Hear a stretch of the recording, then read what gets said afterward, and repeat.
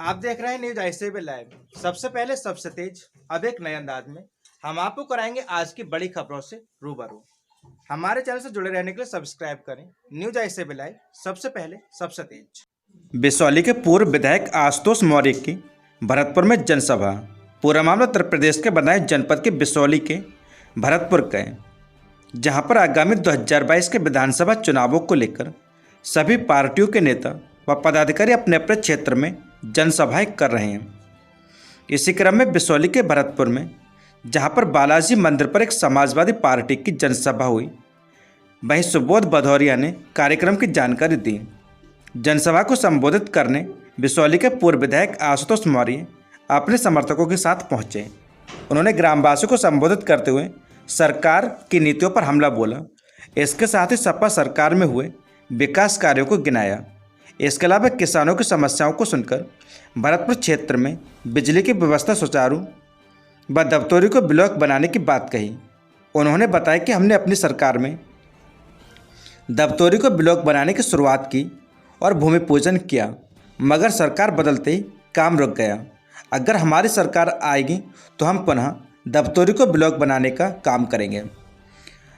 इस पूरे कार्यक्रम का संचालन पूर्व जिला पंचायत सदस्य सुरेंद्र सिंह यादव ने किया। वहीं व्यवस्थाएं सुबोध भदौरिया और पुष्पेंद्र मौर्य ने संभाली।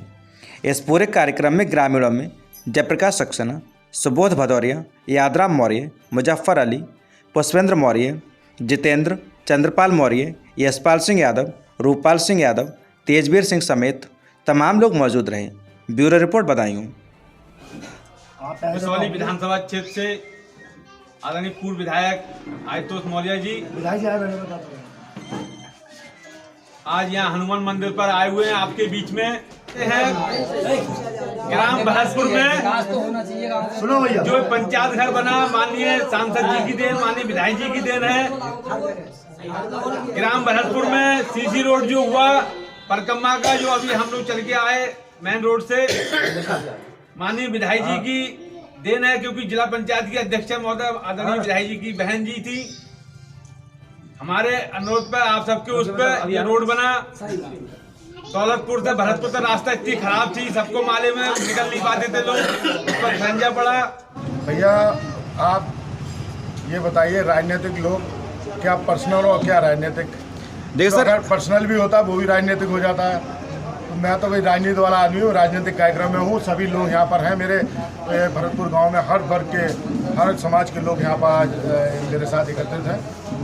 सर जैसे कि 2022 में विधानसभा चुनाव होने वाले हैं सर, तो उसको लेकर आप क्या कहना चाहेंगे? आपने क्या उम्मीद है आपको 2022 को लेकर? 2022 में आदरणीय हमारे राष्ट्रीय अध्यक्ष अखिलेश यादव जी पुनः मुख्यमंत्री बनने जा रहे हैं।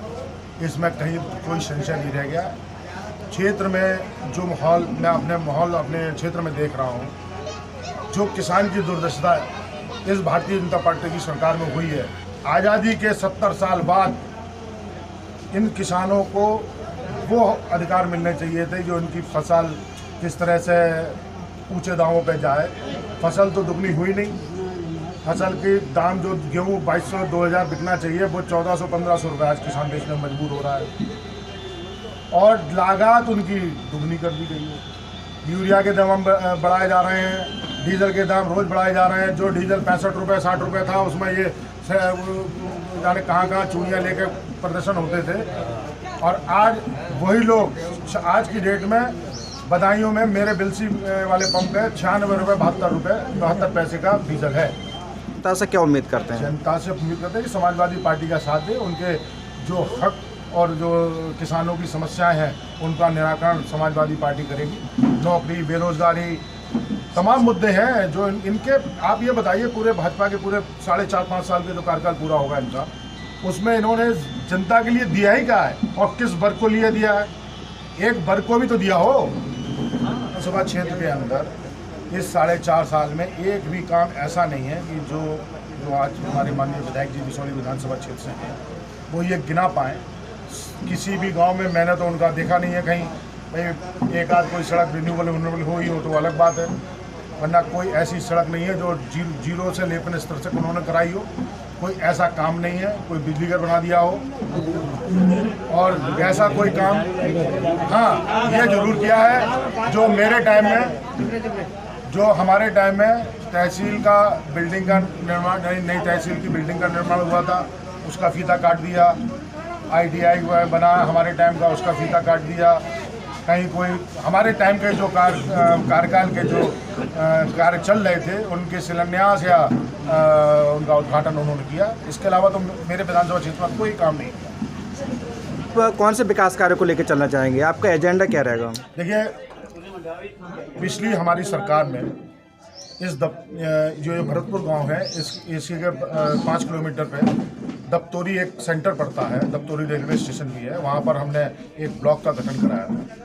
जो आसफपुर ब्लॉक बहुत बड़ा ब्लॉक है और कहाँ आसफपुर और कहाँ भरतपुर, इतने बड़े ब्लॉक को हमने 2 हिस्सों में करने के लिए दप्तोरी के ब्लॉक का गठन किया था।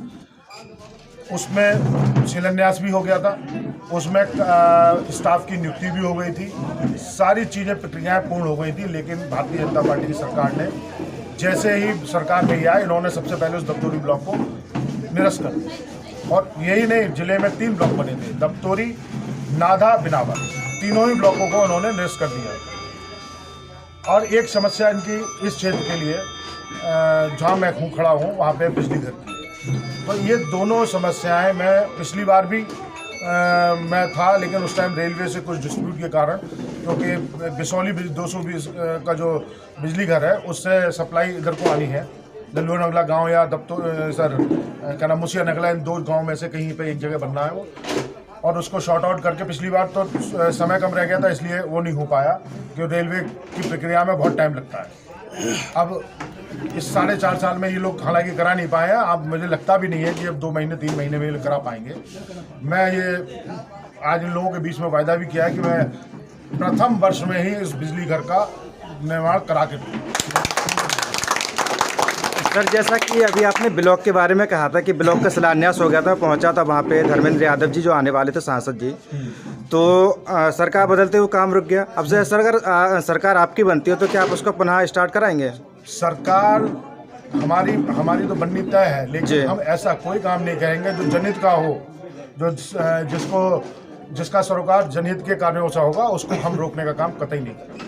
तो वो ब्लॉक का पुनर्निर्माण आप शुरू कराएंगे, उसको कंप्लीट कराएंगे? हमारा कराया हुआ है तो हम क्यों नहीं कराएंगे? ठीक, धन्यवाद। हमारा ही कराया हुआ, हम उस चीज़ को क्यों नहीं कराएंगे? उसको क्यों रोकेंगे? उन्होंने रोका है, हमारे साथ नहीं।